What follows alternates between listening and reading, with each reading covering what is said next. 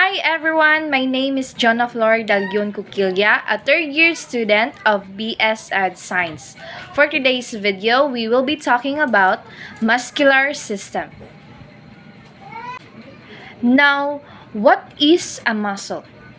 So muscles are the largest soft tissues of the musculoskeletal system. So when we say muscles, it is derived from the Latin word musculus, meaning little mouse. So the muscle cells, muscle fibers, contains protein filaments of actin and myosin that slide past one another, producing constructions that move body parts including internal organs. So now, let's talk about the important roles of muscles in our body. So function of muscular system. So first, we have producing movement. So mobility of the body as a whole reflects the activity of the skeletal muscles, which are responsible for all locomotion. They enable us to respond quickly to change in the external environment. Number two is maintaining posture. So we are rarely aware of the skeletal muscles that maintain body posture. Yet, they function almost continuously, making one tiny adjustment after another so that we can maintain an erect or seated posture despite the never-ending downward pull of gravity. So, stabilizing joints. As the skeletal muscles pull on bones to cause movements, after another they also stabilize the joints of the skeleton. Muscle tendons are extremely important in reinforcing and stabilizing joints that have poorly fitting articulating surfaces. So the last one is generating heat. So the fourth function of the muscle. So generation of heat is a byproduct of muscle activity. So as adenosine triphosphate is used to power muscles contractions. So nearly 3/4 of its energy escape as heat, and this heat is vital in maintaining normal body temperature. So that is the function of the muscles in our body. So now we are going to talk about the anatomy of a muscular system. So I will show you an illustration of a muscular system. You can see there all of the muscles that a human have, front and back.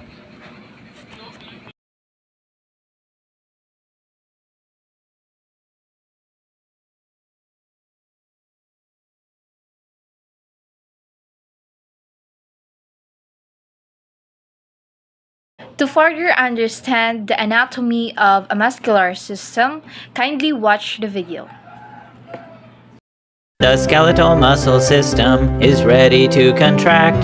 It's there when you need to fight and also to react. You have around 640, but there's no need to fear. We'll cover all the main ones from your front to your rear. There's the trapezius muscle from your neck down your back. This muscle has 3 portions, so let us discuss that. Superior, middle, inferior, that is what they're called. And around your shoulders is where they are sprawled. The deltoids top the shoulders, and each splits into 3 anterior, lateral, posterior fibers, as you can see. These muscles help you lift your arms up into the air, so you can wave your arms around like you don't even care. The biceps is a flexor made up of 2 sections, the short and the long heads, almost like reflections. The triceps is an extensor with 3 bits you can see. These are the lateral long and the medial heads actually. Your 2 pecs help you move your arms and they are on your chest. Know that these muscles come in pairs like weights that are bench pressed. The pectoralis major lets you move your humerus. The minor muscle lifts your ribs, as you'll know if you are studious. The rhomboids on your upper back let you dance your best. The minor above major, remember for your test. Your lats can be seen behind, always by your side. Of all of your back muscles, these are the most wide. The obliques help you rotate and are found along your sides. Beneath the external, the internal oblique hides the rectus abdominis, which are often called your abs. Everyone has a six-pack, though sometimes under flab. Glutes are the largest muscles located on your rear. Your glutes will help you to climb stairs without any fear. The three gluteal muscles are maximus, medius, minimus, so make sure when you study that you are not oblivious. The quadriceps has four muscles which help extend your knee. It's found atop the femur, shown here as you can see. Vastus lateralis, intermedius medialis, together with the fourth, called rectus femoris. The hamstrings are leg flexors, and they have three muscles: biceps femoris, semitendinosus, and semimembranosus. Finally, your calf muscles, the soleus and gastrocnemius, with lateral and medial heads, which find cycling strenuous. So let us proceed to the four common characteristics of muscles. So first is we have excitability. So this is the ability of a muscle to respond to stimuli. So muscle movements occur in response to nerve impulse. So remember that nerve impulse. Next is contractibility. So this is the ability of the muscles to contract when the actin and myosin filaments slide across each other. So a contraction is a reduction in the size of the muscle fibers. Next is we have extensibility. So when we say extensibility, this is the ability of a muscle to stretch. So a muscle must have extensibility for movement to occur. Next is we have elasticity. So when we say elasticity, this is the ability of a muscles to return to its original position. So take note that once a muscle have stretches, it needs the ability to return to its original position or shape. Now, we are going to talk about the types of muscles. We have smooth muscles, skeletal muscles, and cardiac muscles. So first, let's talk about smooth muscles. Your smooth muscles or your visceral muscles are found in the organs like your stomach and intestines and blood vessels. They are also found in the eyeball, where it controls lens thickness and pupil size. The weakest of all muscle tissues are the visceral muscle, which make up your organ. Now, this contracts to move substance through the organ because visceral muscle is controlled by the unconscious part of the brain known as the involuntary muscle. It cannot be directly controlled by the conscious mind. The term smooth muscle uniform appearance when viewed under a microscope. This appearance starkly contrasts with the branded appearance of cardiac and skeletal muscle. So I want you to remember that when we say smooth muscle or visceral muscle or the involuntary muscle, those three terminologies are the same, meaning you cannot control them. Next is the cardiac muscle. So these muscles found only in the heart. Cardiac muscle is responsible for pumping blood throughout the body. Cardiac muscle tissue cannot be controlled consciously, so it is involuntary muscle. Cardiac muscle and your smooth muscle are involuntary muscle, meaning you cannot control them, while hormones and signal from the brains adjust the rate of contractions. So cardiac muscles stimulates itself to contract. The natural pacemaker of the heart is made up of cardiac muscle tissue that stimulates other cardiac muscle cells to contract. Because of its stimulation, cardiac muscle is considered to be the arthritic or intrinsically controlled. The last is skeletal muscle. This muscle is the only voluntary muscle, meaning the muscle in our body that we can control consciously. Every physical action that a person consciously performs, like talking, walking, and jumping, requires skeletal muscles. The function of a skeletal muscle is to contract, to move parts of the body closer to the bone that the muscle is attached to. Most skeletal muscle are attached to two bones across a joint to the muscle serves to move parts of those bones closer to each other. So those are the types of muscles. So now let us proceed to the microscopic anatomy of skeletal muscles. Skeletal muscle cells are multinucleate. In fibers, there are several centimeters long. There are thousands of nuclei. Hence, the larger the skeletal muscle cell, the more nuclei it contains. Skeletal muscles consist of non-branching fibers, unlike cardiac, bound together by loose areolar tissues containing the usual complement of cells such as fibroblasts and macrophages. The membranous envelope or epimysium is impervious to the spread of fluids such as pus. Mini oval nuclei can be seen just beneath the plasma membrane, which is called the sarcolemma in muscle cells. So sarcolemma, it is the thin, transparent, extensible plasma membrane of the muscle cell. It consists of cell membrane and an outer coat made up of a thin layer of polysaccharide material with numerous thin collagen fibrils. Myofibrils. The nuclei are pushed aside by long ribbon-like organelles, the myofibrils, which nearly fill the cytoplasm.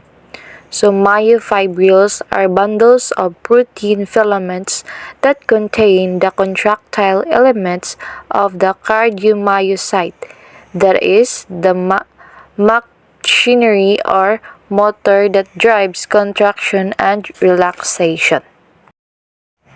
Light and dark bands. Alternating dark and light bands along the length of the perfectly aligned myofibrils give the muscle cell as a whole its strip appearance. So light and dark band, the light bands are called I bands and contain only thin filaments. The dark bands are called A bands and contain thick filaments and thin filaments, with the thick filaments running the entire length of the A band. The myofibrils are actually chains of tiny contractile units called sarcomers, which are aligned end to end like boxcars in a train along the length of the myofibrils. So a sarcomer is the functional unit of the striated muscle. This means it is the most basic unit that makes up our skeletal muscles. Myofilaments are the three protein filaments of myofibrils in muscle cells. So there are two types of thread-like protein myofilaments within each of our boxcars, sarcomers. The larger thick filaments, also called myosin filaments, are made mostly of bundled molecules of the protein myosin, but they also contain ATPase enzymes which split ATP to generate the power of muscle contractions. The thin filaments are composed of the contractile protein called actin, plus some regulatory proteins that play a role in allowing or preventing myosin bead binding to actin. The thin filaments is also called actin filaments, are anchored to the Z disc. Another very important muscle fiber organelle is the sarcoplasmic reticulum, a specialized smooth endoplasmic reticulum. The interconnecting cuboles and sacs of the sarcoplasmic reticulum surround each and every myofibril, just as the sleeve of a loosely crochet sweater surround your arm, and its major role is to store calcium and to release it on demand. So the sarcoplasmic reticulum is a membrane-bound structure found within muscle cells that is similar to the smooth endoplasmic reticulum in other cells. Now let us proceed to the muscle movements, types, and name. So every one of our 600 odd skeletal muscles is attached to bone or to other connective tissue structures at no fewer than two joints. Origin. One of these points, the origin is attached to the immovable or less movable bone. Insertion. The insertion is attached to the movable bone, and when the muscle contracts, the insertion moves toward the origin. So now let us proceed to the common types of body movements. So I have here an illustration. Flexion. So flexion is a movement generally in the sagittal plane that decreases the angle of the joint and brings two bones closer together. It is a type of hinge joints, but it is also common at ball and socket joints. For example, bending the knee or elbow, so bending forward at the hip. Next common types of body movement is extension. So extension is the opposite of flexion. So it is a movement that increases the angle or the distance between two bones or parts of the body. So for example, straightening the knee or elbow extension is greater than degrees. It is hyperextension. Then we have rotation. So when we say rotation, it is a movement of a bone around a longitudinal axis. It is a common movement of ball and socket joints. For example, movement of the atlas around the dens of the axis, like shaking your head or saying no. Abduction. So when we say abduction, it is the moving of limbs away from the midline or median plane of the body. So for example, moving your leg laterally away from your body also applies to the fanning movement of the fingers and toes when they are spread apart. The opposite of abduction is adduction. So it is the movement of a line towards the midline of the body. For example, moving your leg medially toward your body.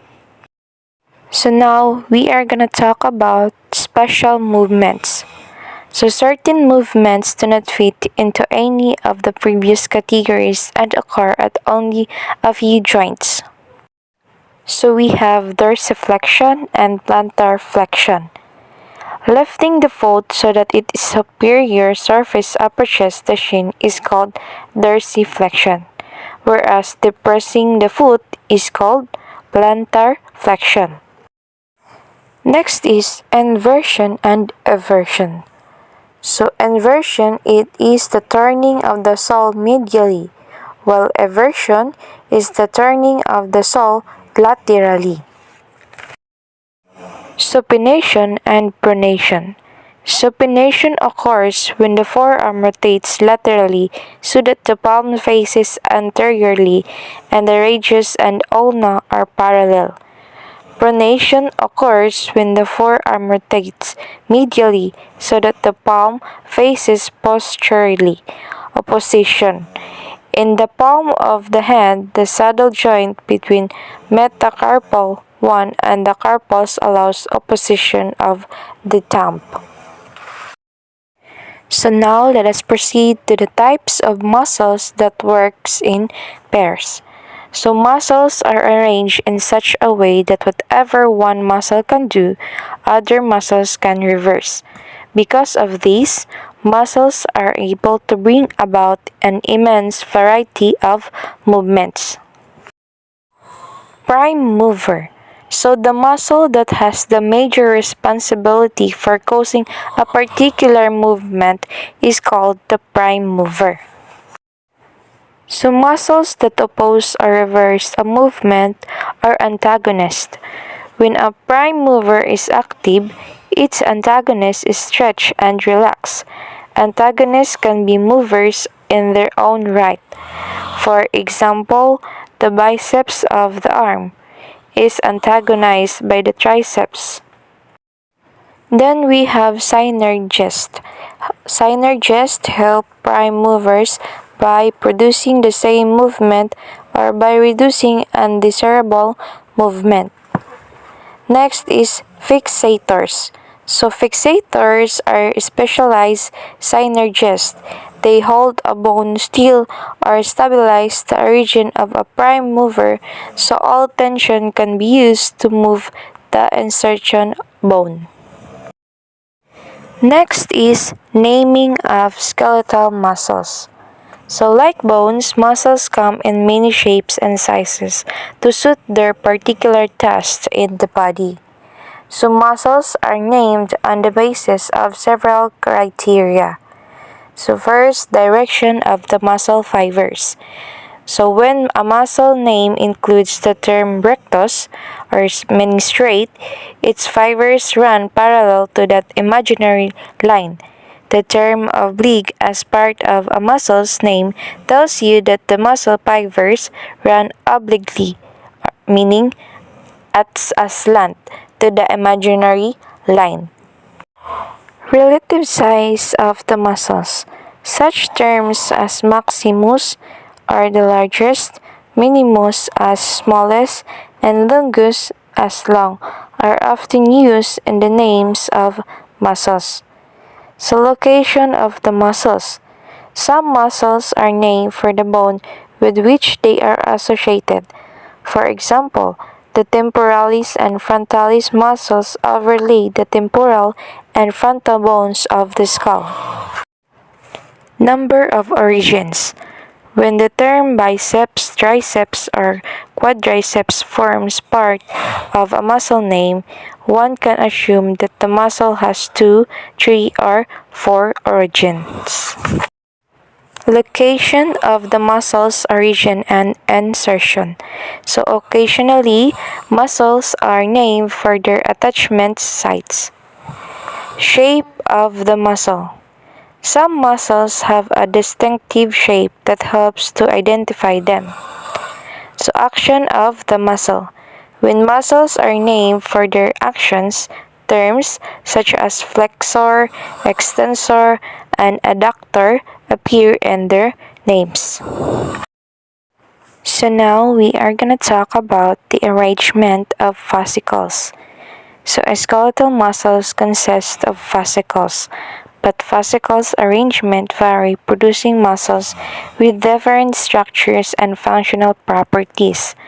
Fascicles are bundles, group of muscle fibers of skeletal muscles can be arranged into 4 basic structural patterns: circular, parallel, convergent, and pinnate.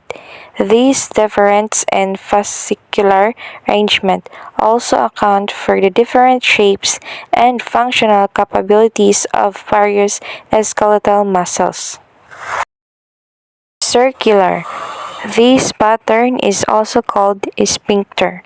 The fascicular pattern is circular when the fascicles are arranged in concentric rings.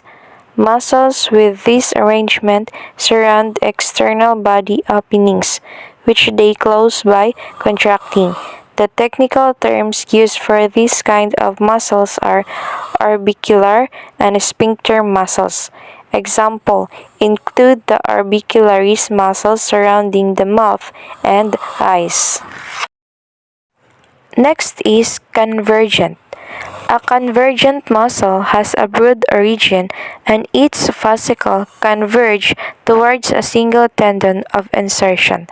Such a muscle is triangular or fan shaped. One example is the pectoralis or major muscle of the anterior thorax. Next is parallel. In a parallel arrangement, the length of the fascicles run to the long axis of the muscles. There are three types of parallel muscles. First is strap muscles. Strap muscles that have a narrow belt-like or strap-like belly. For example, the sartorius muscles of the thigh. So next is fusiform muscles. So fusiform muscles with a spindle shape and extended belly, like the bicep brachii muscles of the arm. Then next is fan-shaped muscles. Fan-shaped muscles whose fibers diverge from a narrow attachment, eventually ending with a noticeably wider one on the other one. So an example is the pectoralis major muscles. Last is pinnate. In a pinnate pattern, the fascicles are short and they attach obliquely to a central tendon that runs the length of the muscle. Supinate are divided into three forms. First is unipinnate. So unipinnate, in which the fascicles insert into only one side of the tendon, as in the extensor digasterum longus muscles of the leg. Next is bipinnate, in which the fascicles insert into the tendon from opposite sides. The tendon is central, giving the muscles a resemblance of a feather. The rectus femoris of the thigh is bipinnate. Next is multipinnate. Multipinnate, which looks like many feathers side by side, with all their quills inserted into one large tendon. The deltoid muscles, which form the roundness of the shoulder, is multipinnate. So, those are the arrangement of fascicles. Three types of muscles are contained within the human body: smooth, cardiac, and skeletal muscles. Smooth muscles are found in the walls of many organs, such as the stomach, and in blood vessels. They have a non-striated appearance and contract involuntarily. Cardiac muscles are found in the walls of the heart. They also contract involuntarily but have a striated appearance. Skeletal muscles are attached to and move bones. These muscles contract voluntarily and have a striated appearance. Skeletal muscles are subcategorized into four distinct groups based on the orientation and arrangement of their muscle fibers. Parallel skeletal muscles consist of fibers that are arranged in parallel to the line of pull during contraction. Parallel muscles can be subcategorized based on their shape into quadrilateral, strap-like, and fusiform.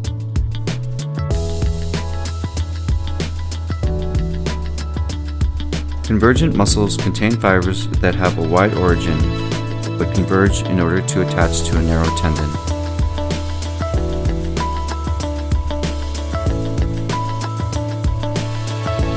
Circular skeletal muscles are made up of fibers that are arranged in a circular manner. They are found at points of openings where the contraction leads to a closure of that opening. Pinnate skeletal muscles consist of muscle fibers that are attached to the sides of a tendon in a manner that is similar to a feather. Pinnate muscles can be subcategorized based on their shape into unipinnate muscles, bipinnate,